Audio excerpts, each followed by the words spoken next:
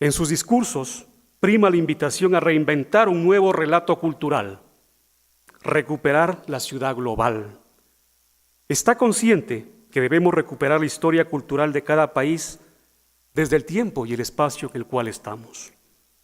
También nos ha enseñado que el dualismo de lo global nacional no es suficiente, que hay una especie de historias casi subterráneas que existen justamente en la penumbra de ese dualismo, que esa debería ser una categoría maestra, como la llama Saskia, de investigación para todos quienes estamos en las ciencias sociales, para desde ahí entender toda una serie de procesos que a menudo se dan en el interior del Estado-Nación. Por todo esto, creo que es importante, y reitero, ese esfuerzo que Saskia ha hecho de dejar dos compromisos, el uno en París y el otro en Addis Abeba, en Etiopía, para estar con nosotros. Pido un fuerte aplauso y dejo a Saskia Sassen aquí con ustedes. Gracias.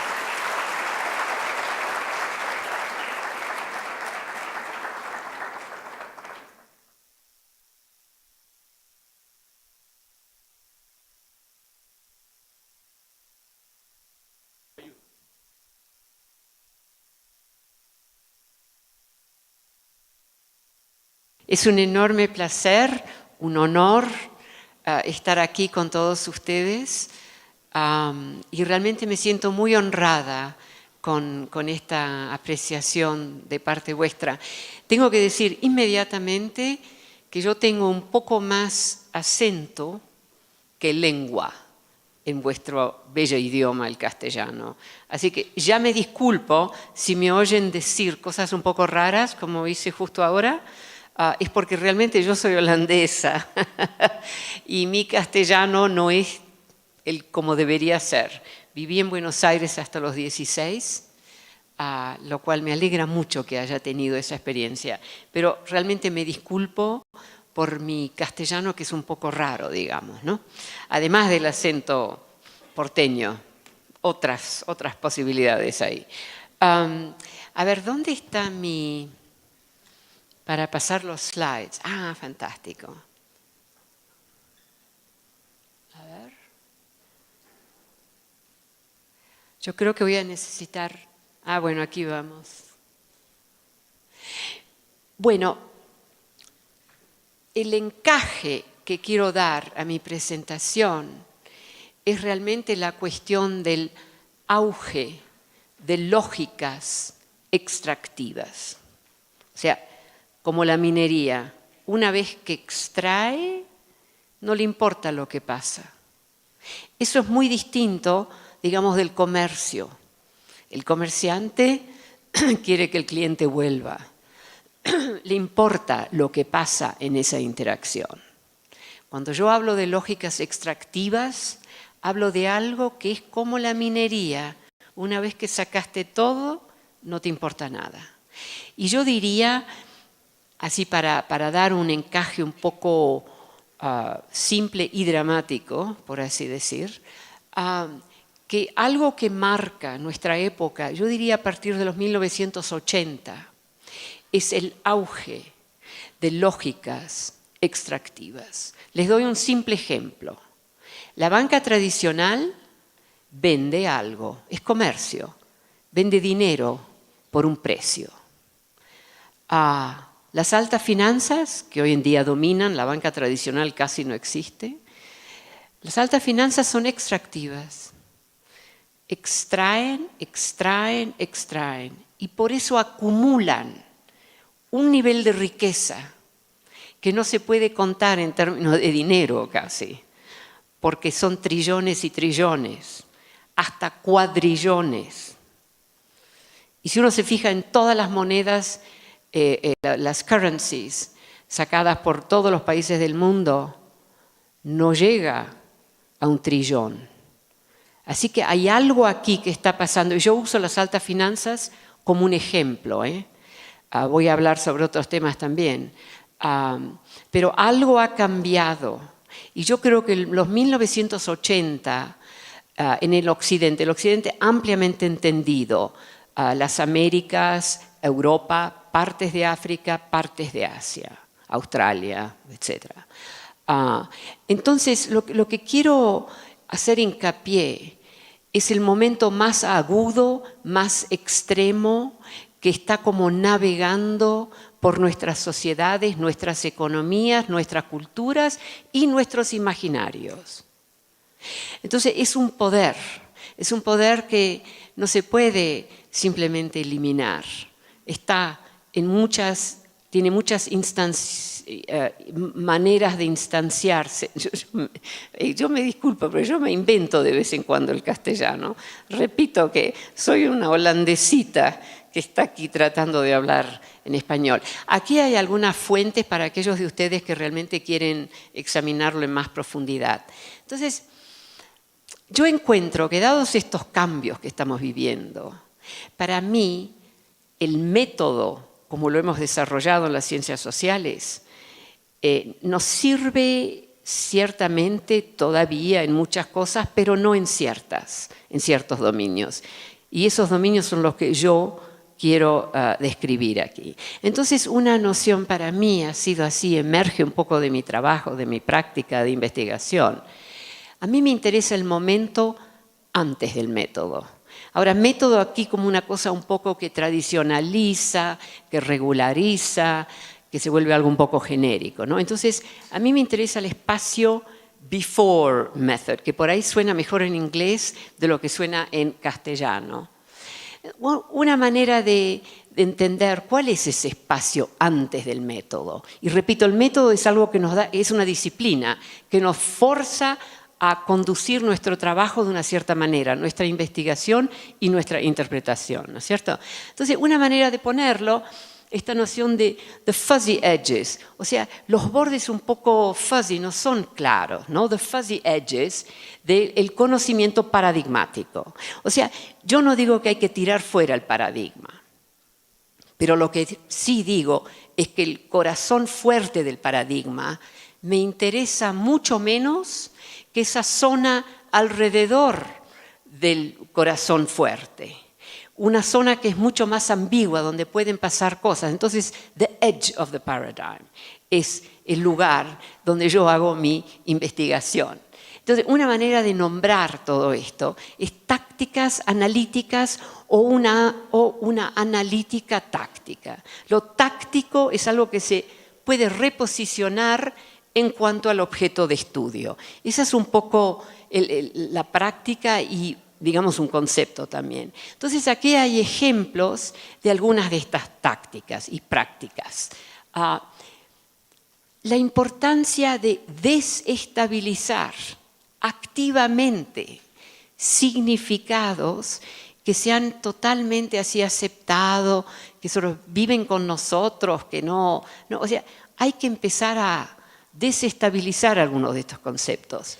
La economía de hoy no tiene nada que ver con el concepto original cuando empezamos a hablar de economía. Y yo les voy a hablar sobre ciertos aspectos de eso. Las clases medias. Las clases medias se han dividido en dos clases, una muy rica y una empobrecida. La economía nacional. ¿Qué es eso? Está totalmente penetrada, no en todos los sectores, pero en muchos sectores, por algo que no es nacional, que son más bien las grandes bancas, las grandes transnacionales, etcétera, etcétera. Tercer elemento, la cuestión del territorio, la territorialidad. Este es un tema que para mí es muy importante y me importa mucho, digamos, usar la noción de lo territorial, no simplemente como el territorio soberano de un país, pero toda una serie de territorios. Y ya voy a darles algunos ejemplos de esto. Lo importante para mí es que el territorio no es simplemente el territorio nacional. Por ejemplo, les comparo dos elementos. Uno es las altas finanzas. Las grandes firmas financieras necesitan establecerse en muchos países. Para hacer eso reciben un permiso de operar en el país. Pero todo lo que les interesa de ese país es la actividad que ellos hacen. Esos centros financieros muy concentrados, el fiber optic cable, porque ellos no usan digital, ¿no? Eso es para nosotros. Entonces, tienen un encaje muy específico, muy estrecho, pero el permiso que reciben es como para todo el país, digamos. Los que están tratando de encontrar evidencia de torturas, de cuerpos muertos, ellos también reciben un permiso para ir a cualquier parte de un país, pero solamente un espacio específico que es el que les interesa. O sea, estos son dos ejemplos de mundos muy, muy distintos para hacer hincapié en que no es solo lo económico que, digamos, se está reinventando un poco, pero también otras prácticas. No reinventando, eso no es lo que quiero decir, pero más bien que la territorialidad realmente consiste a menudo de territorios muy, muy específicos y no simplemente el gran territorio nacional. Hoy en día las grandes empresas económicas, las grandes empresas internacionales les interesan particulares territorios, no todo un país. Nada que ver. Ciertas inserciones que necesitan en África, en Asia, en Estados Unidos, probablemente en vuestro país, etcétera, etcétera. Eso es muy importante, porque nosotros todavía existimos un poco en este concepto de el Estado Nacional. El Estado Nacional es un actor. Cuando esas grandes empresas vienen, tienen que hablar con ese Estado, por así decir. Pero ellas tienen un interés en algo muy, muy específico. Y cuando han exhausto esa especificidad, a menudo ya no les interesa más nada, ese país o esa región. Con el concepto expulsiones, yo quiero hablar de algo en gran medida, no completamente, que pasa al interno de un país. Esto no es la expulsión de migrantes, la expulsión de extranjeros, etc. Esto es algo que pasa al interno del país. Y que es que por ahí, en ciertos países ciertamente, un creciente número de miembros de esas sociedades vienen expulsados. De muchas maneras así indirectas y no muy fuertes, así como, no es que se vea esto. Por ejemplo, las clases medias que se han dividido en una clase media muy rica y en una clase media muy pobre. No muy pobre, pero empobrecida.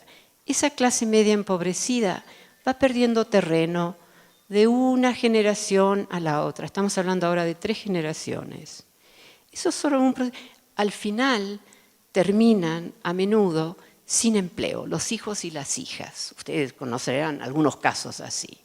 Entonces, esos hijos e hijas que no tienen ningún empleo, a un cierto punto mismo el hecho que son desempleados ya no se cuenta.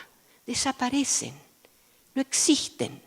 En su plena materialidad, no existen en términos de las particularidades de leyes y de organizaciones que deberían estar contándolas.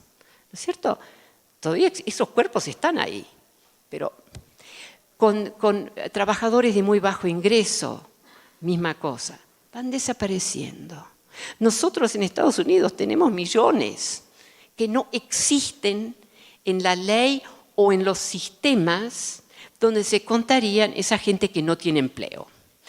Expulsión para mí también es cuando una minería mata tierra, envenena tierra. Eso también es una expulsión.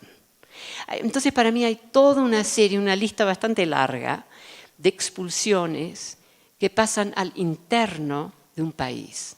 Y cuando hablo de este concepto es que hay especificidades de ley, de lenguaje que nombran a las distintas situaciones, ¿no es cierto? Los desempleados, los pobres, etc.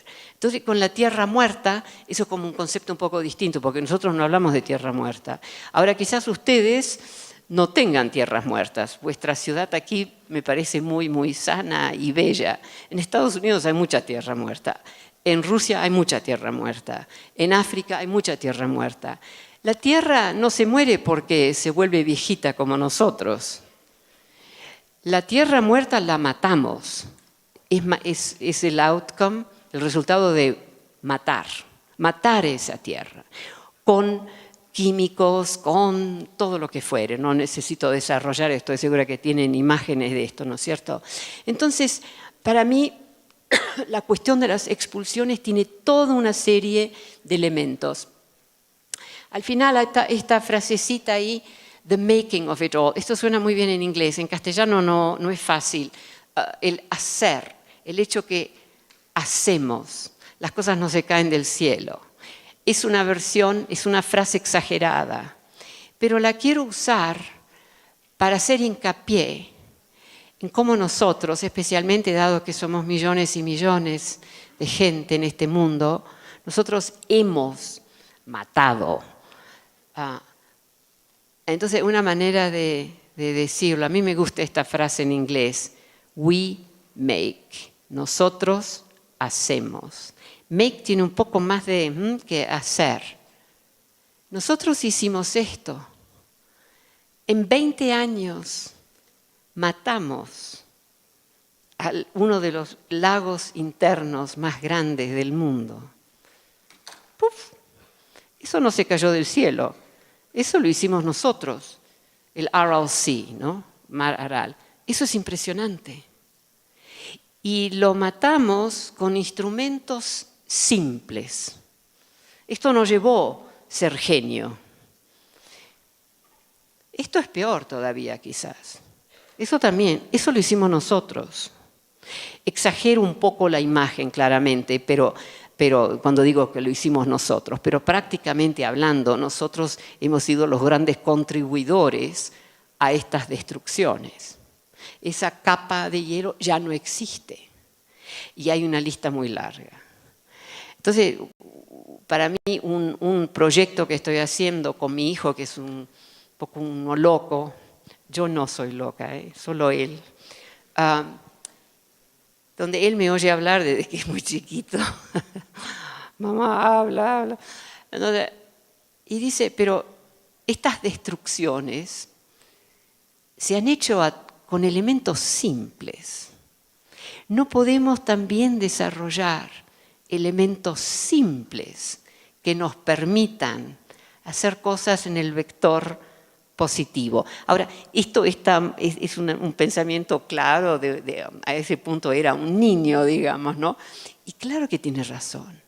Si nosotros hicimos tanto con elementos muy simples, no estoy hablando de poner un satélite en el interstellar space, estoy hablando de cosas mucho más básicas, ¿no es cierto? Entonces ahí hay algo que pensar, ¿no es cierto? ¿Cómo podemos redireccionar algunos de estos vectores que van en direcciones negativas? Una manera de tratar de entender qué marca nuestra época. Y cuando yo digo nuestra época estoy hablando, como ya dije, de varias partes del mundo, pero también de un periodo que se lanza después de los años 1980, cuando privatizamos, desregulamos y globalizamos. Y eso de globalizar hay que distinguirlo del internacionalismo que ha siempre existido en muchos dominios, o sea, también en el comercio, ¿no es cierto? Los ingleses, los americanos, los japoneses, los franceses, los italianos han sido internacionales en sus actividades económicas por siglos. O sea, aquí estoy hablando de una modalidad muy específica, que es el momento corriente de la globalización, que es distinto de ese internacionalismo. Ahora, entonces una manera de tratar de manejar esto es de preguntarnos cuál es la máquina del vapor de nuestra época. La máquina del vapor no cambió todo, pero cambió bastante para marcar una nueva época. Entonces, una manera de describirlo, aquello que puede hacer un nuevo ordenamiento, no cambiar todo, pero un nuevo vector, un nuevo ordenamiento, y que puede también marcar para una época what is in and what is out. ¿Qué se queda? ¿Qué viene incluido? ¿Qué viene apreciado? ¿Y qué no? ¿No es cierto? Entonces, es en ese espíritu, digamos, que yo lanzo esta pregunta: ¿cuál es la máquina del vapor de nuestra época? Repito, la máquina del vapor no cambió todo, pero cambió bastante, lo suficiente para marcar una nueva época.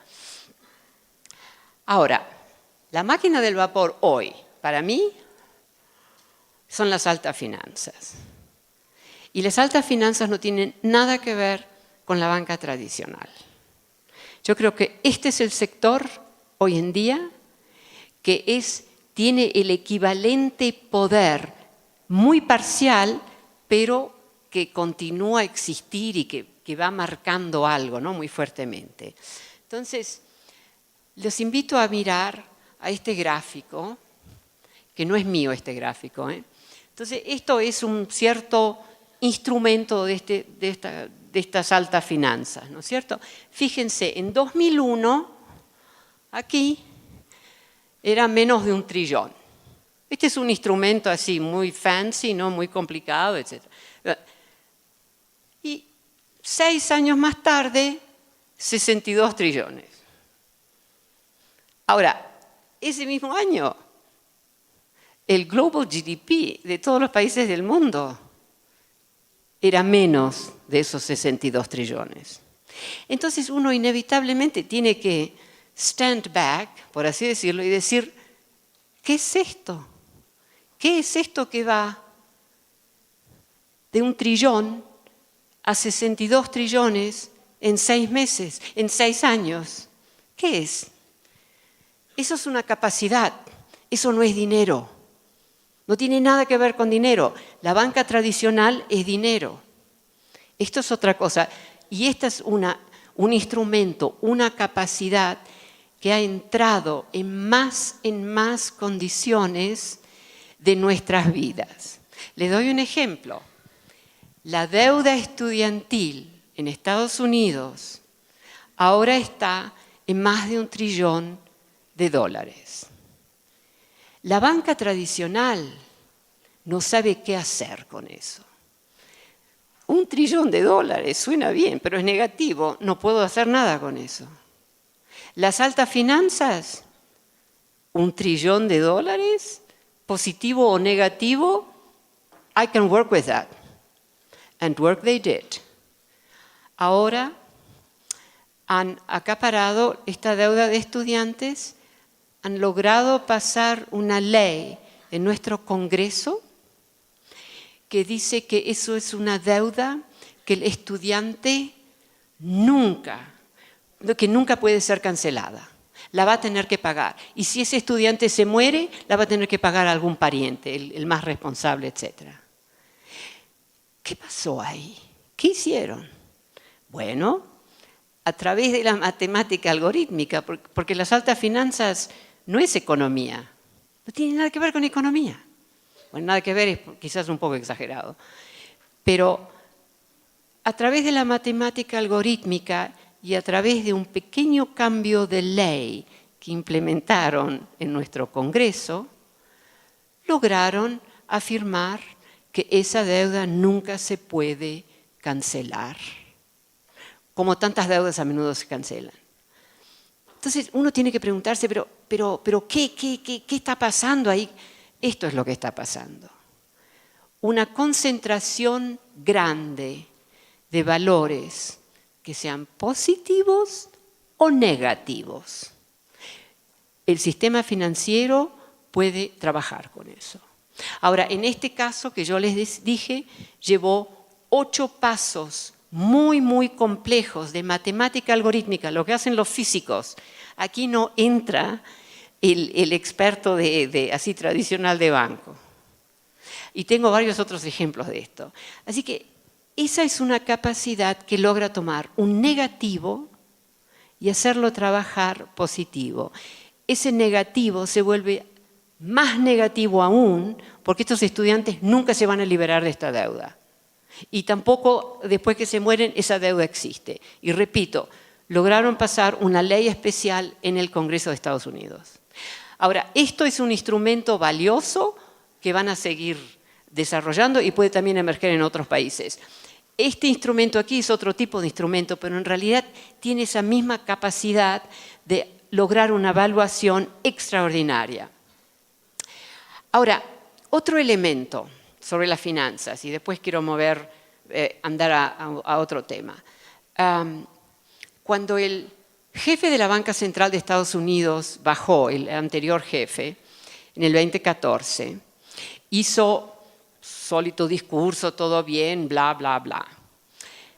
Y dijo, pero hay dos condiciones intractables, intractable, no sé si se dice en español eso, cosas que no podemos lograr entender.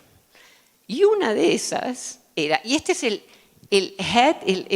capo, el jefe de la Banca Central de Estados Unidos, un profesor de Princeton University, un economista, etc. Así que una persona terriblemente seria.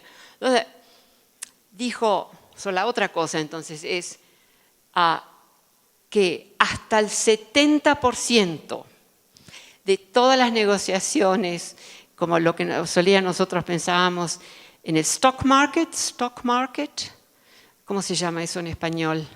La bolsa.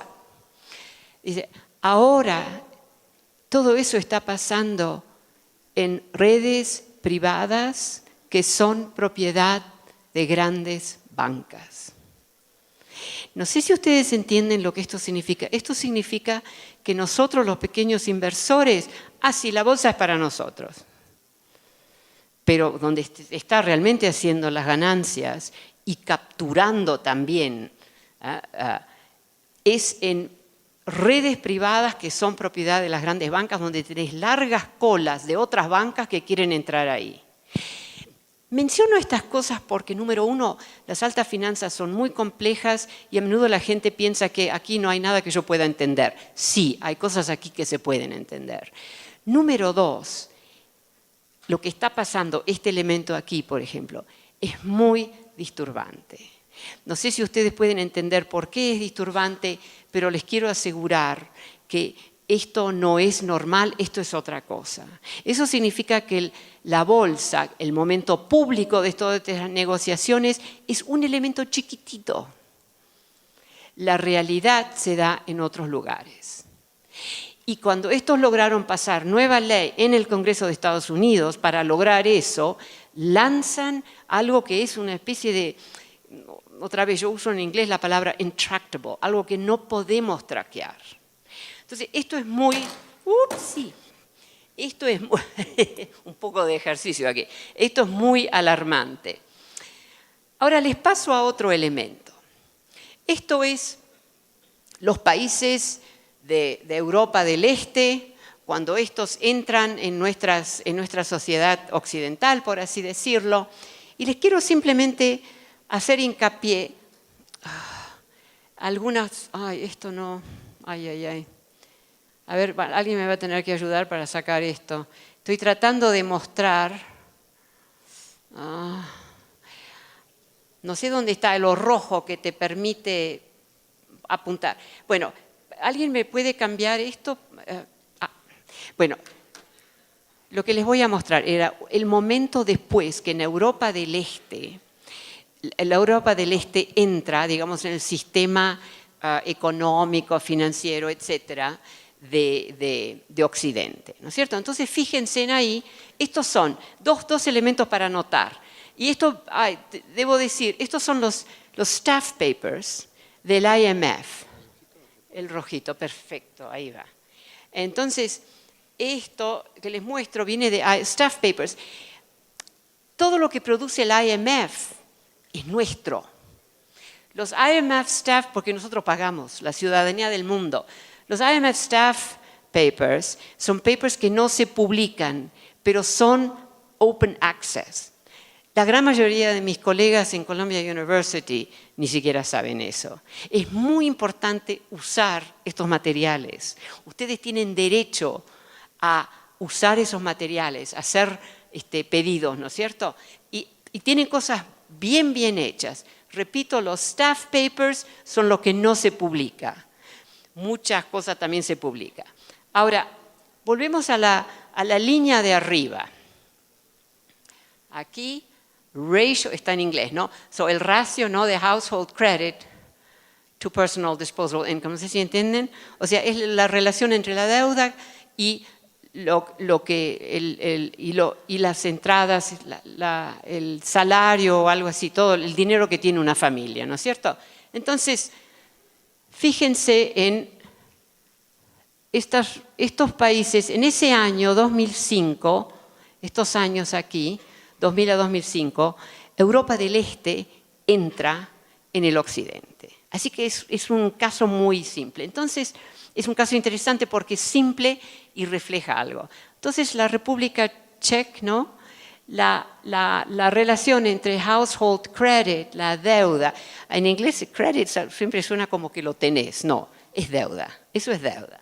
La deuda de la casa, del hogar, en relación a cuánto ingreso tienen, ¿no es cierto? Entonces, fíjense, Czech Republic era 8.5%, eso es muy bien. En ese mismo momento Estados Unidos ya tenía más de 100%. Es decir, que la deuda de los hogares era más grande del dinero que entraban en esas casas. Pero 5 años más tarde, 27%. Eso es grande. Hungría, 11,39%. Ahí Estados Unidos ya está más del 100%. Mientras que un país como Alemania, fíjense, 70, una regular. 70 es bastante bueno como para un país tan rico como ese. ¿No es cierto? Entonces, cuando yo veo esto, volviendo a estos países que justo entraron nuestras economías occidentales, ¿entienden? En ese momento, yo me digo, bueno, ¿a quién le pertenece esa deuda? Digamos la República Checa, de 27% del hogar, ¿A quién le pertenece? Si le pertenece a una pequeña banca local, uno podría decir que el interés que paga ese hogar como que alimenta algo, digamos, de ese barrio, ¿no? que trae algo, los hijos y las hijas pueden, hay algo positivo. Entonces, para mí es muy importante siempre saber a quién le pertenecen las deudas. Entonces, aquí entré en otros materiales del IMF. O sea, el IMF tiene muchísimos datos que nadie nunca usa y les recomiendo que lo usen. Y resulta que en el caso de esas deudas, aquí esta deuda de Hungría, de Polonia, de Rumania, 3 bancas extranjeras, las 3 alemanas en el sentido, una de Austria, una de Suiza y una de Alemania. Ahora, uno podría decir, so what? Yo no digo eso. Yo digo que si esa deuda modesta de hogar, está en manos de una pequeña banca local, de ese mismo barrio, de esa misma ciudad, hay una especie de alguien gana, pero ganan todos, ganan también los que tomaron la deuda. Pero si esa deuda le pertenece a un banco en otro país, no hay nada de positivo en eso. Entonces, eso es un ejemplo muy simple de lo que está pasando a una escala global en términos de quién tiene la propiedad de las deudas, mismo de los hogares más modestos. Porque los hogares modestos son millones y millones, eso también se acumula. Y ni siquiera hablemos de las grandes riquezas, por así decir. Ahora, una manera de pensarlo, una manera es que los sectores extractivos, recuérdense que yo empecé con esa imagen de lo extractivo, los sectores extractivos pueden extraer mismo de casas, de hogares muy modestos. Eso hay que verlo como una capacidad.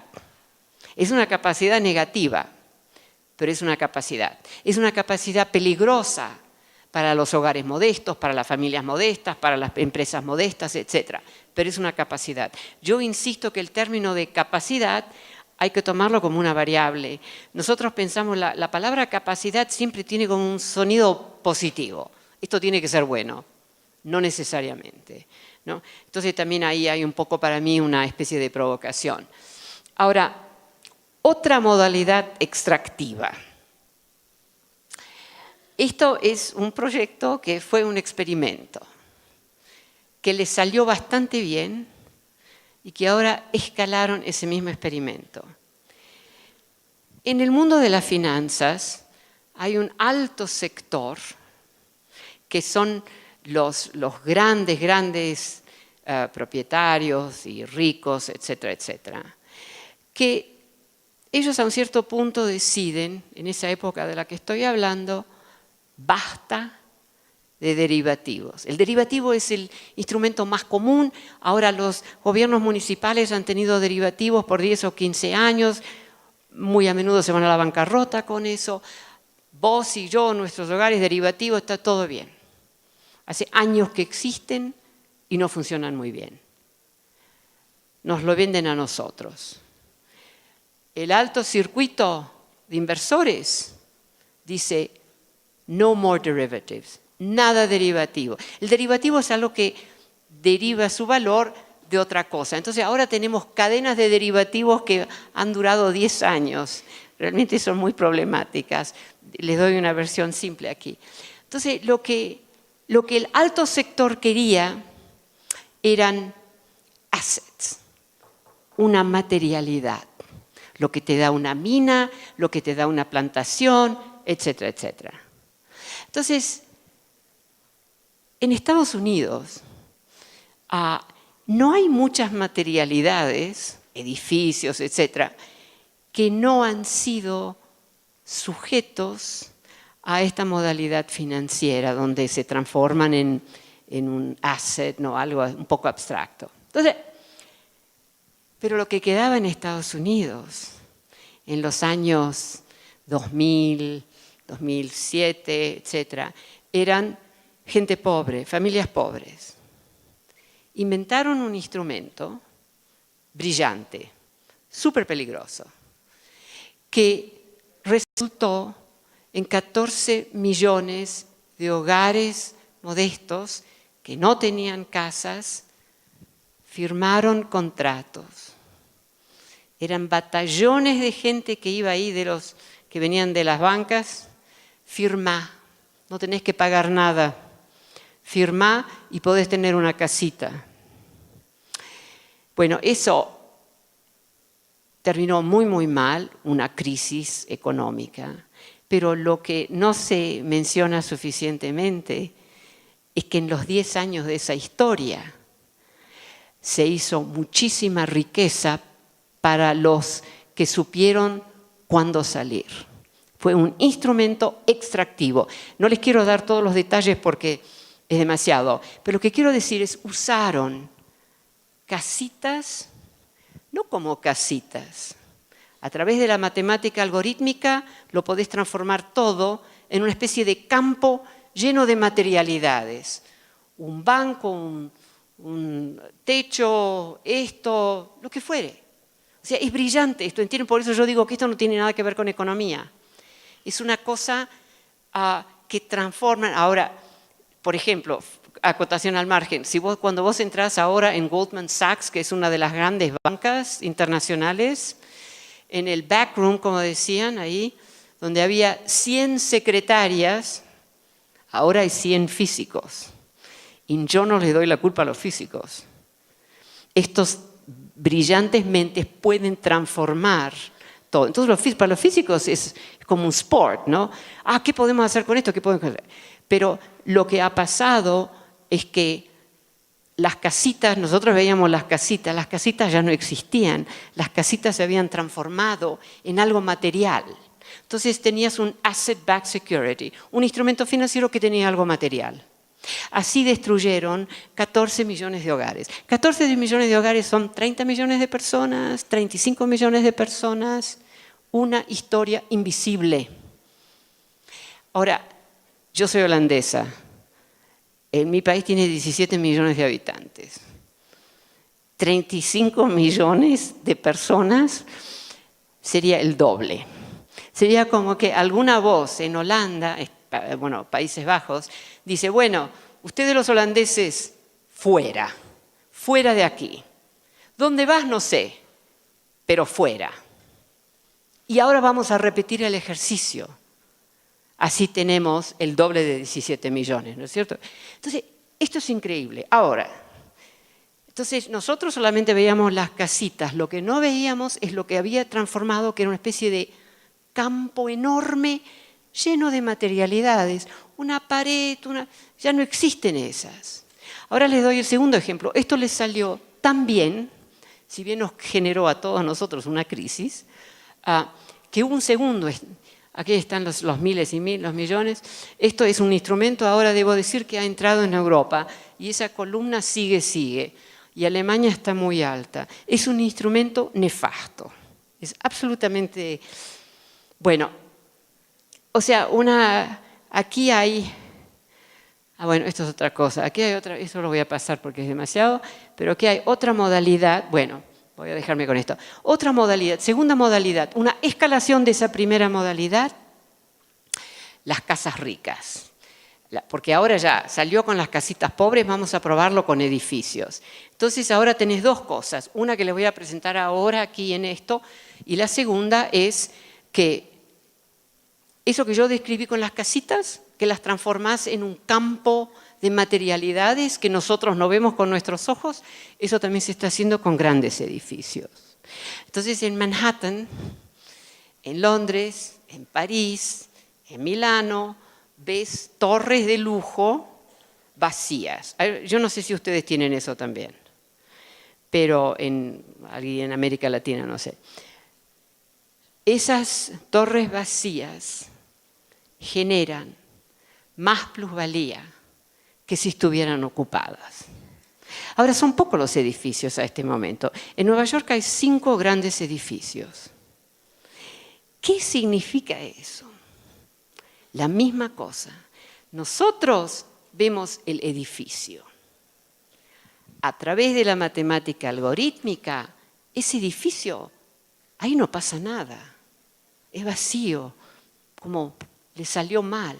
Estamos hablando de edificios de lujo, ¿no? Pero a través de la matemática algorítmica hay una actividad enorme.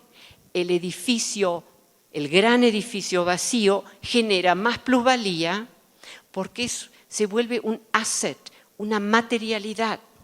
Nosotros no vemos el campo lleno de pedazos de edificios, que es más o menos lo que pasa.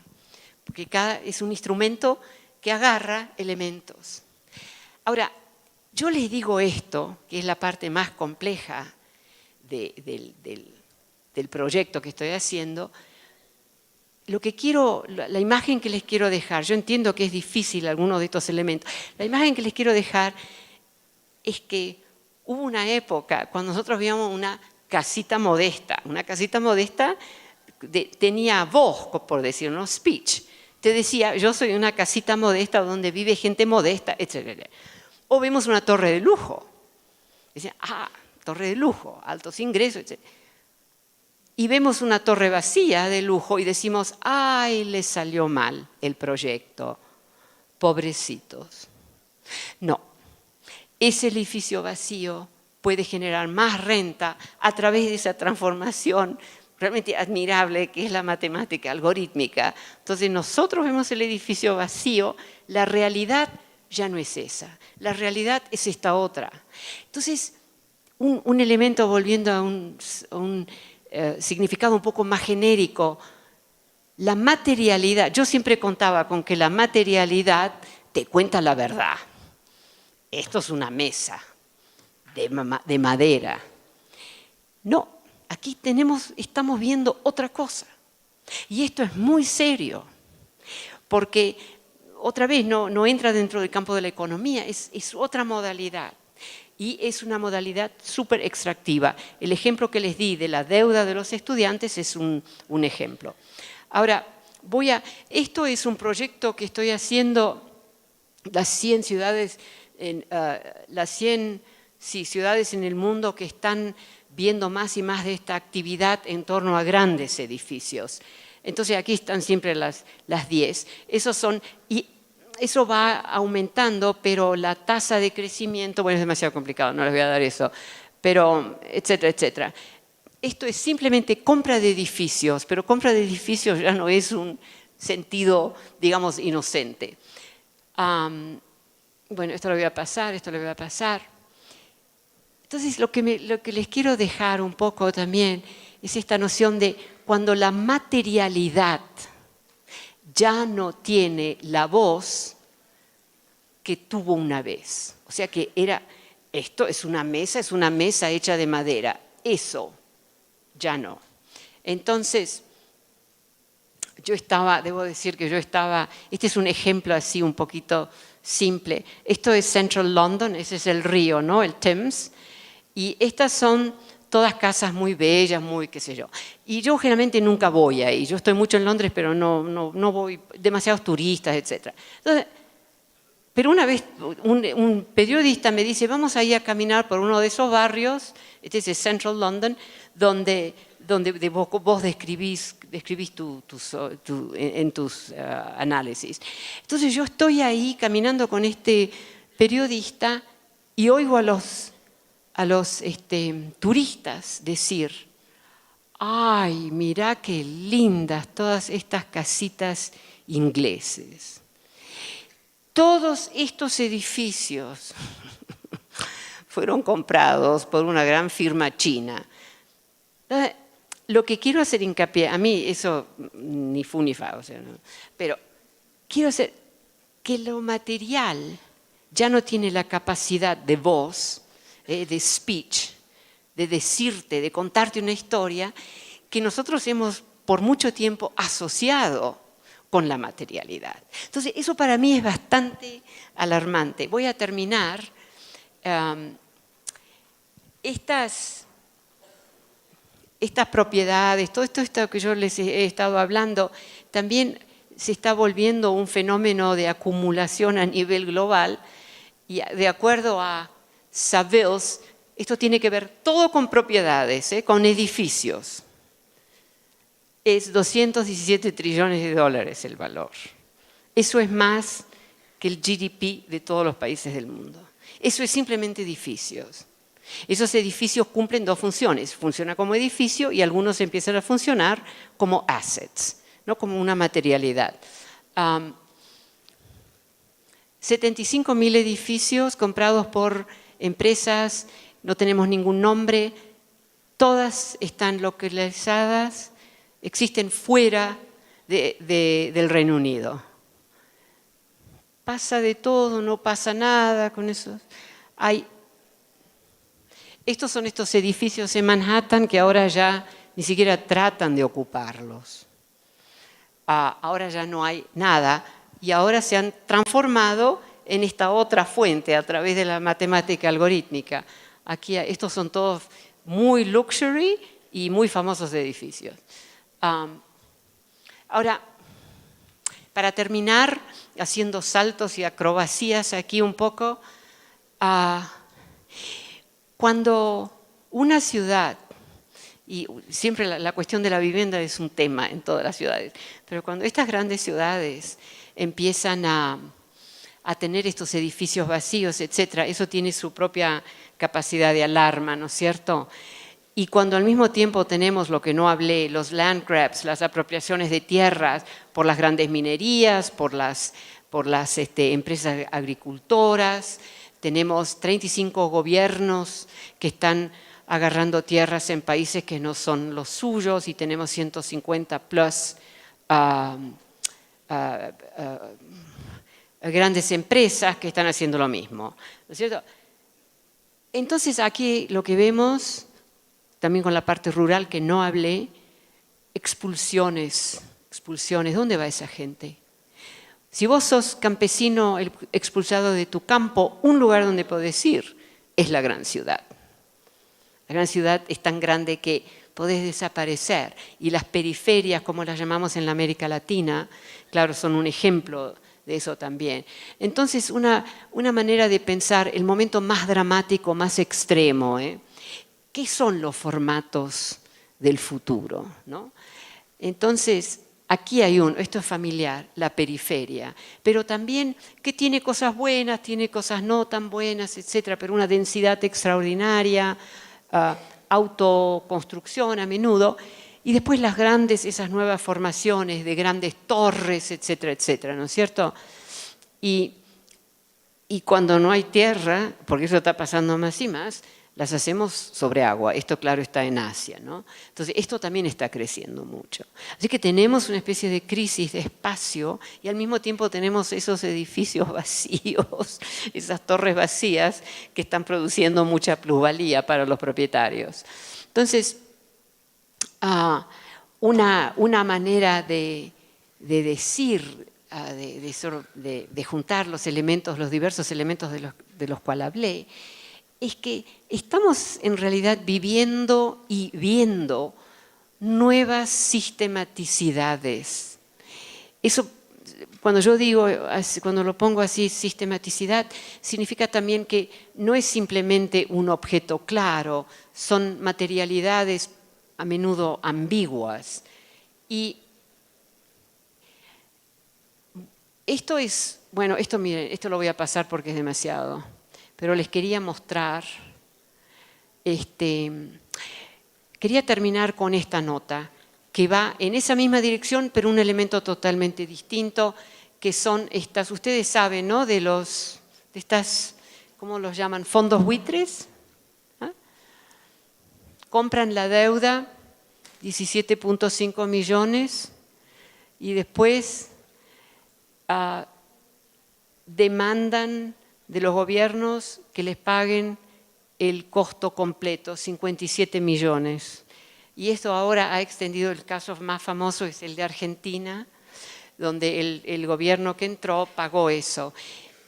Esto es otra modalidad de esa cuestión extractiva de las cuales yo les hablé. O sea, hay una lista muy larga y un poco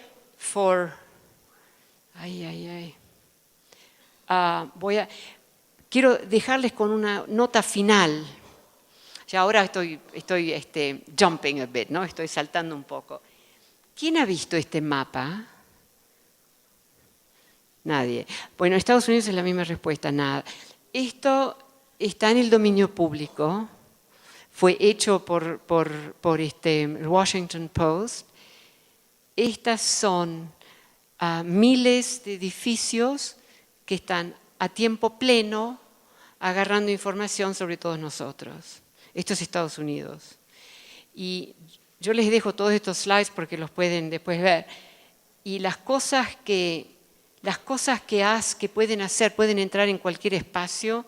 Y aquí es una lista que a veces tiene cosas ridículas, que sigue, etc.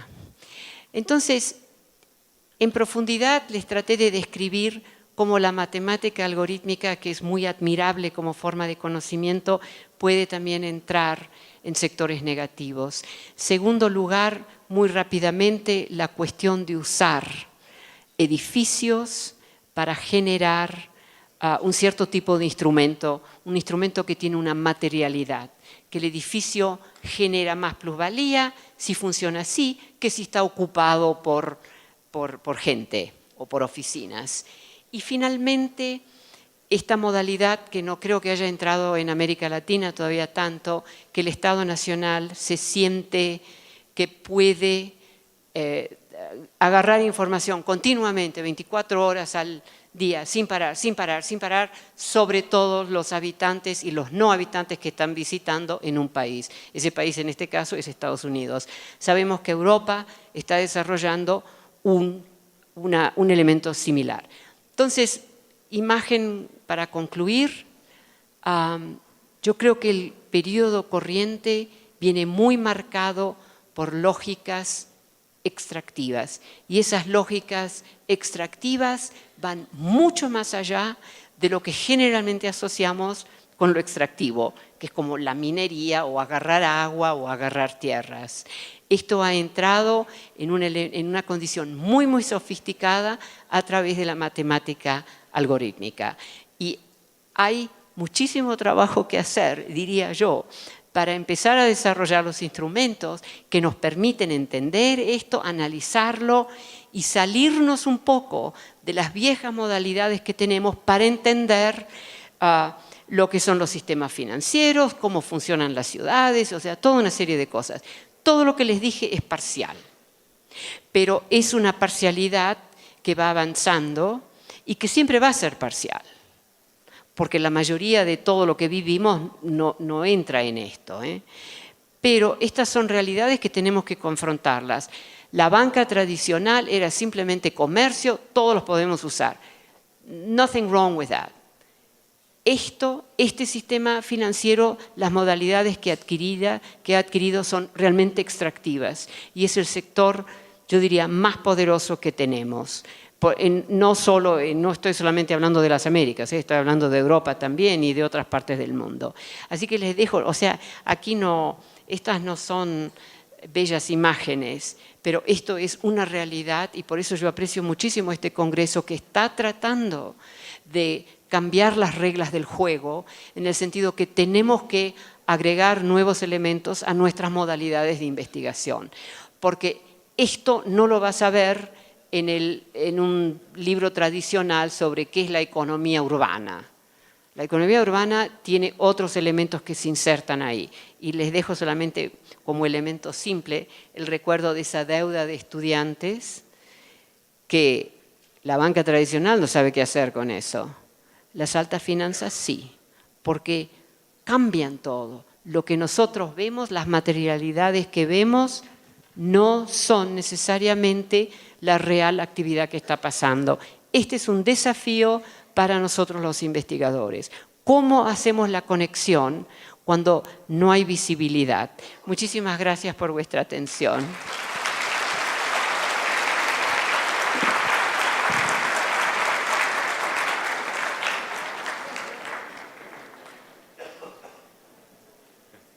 Muchísimas gracias a Saskia, realmente creo que se merece otro aplauso porque ese despliegue para llegar acá a estar con nosotros.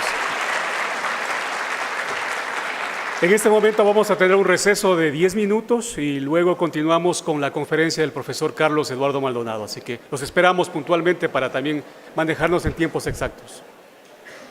Gracias.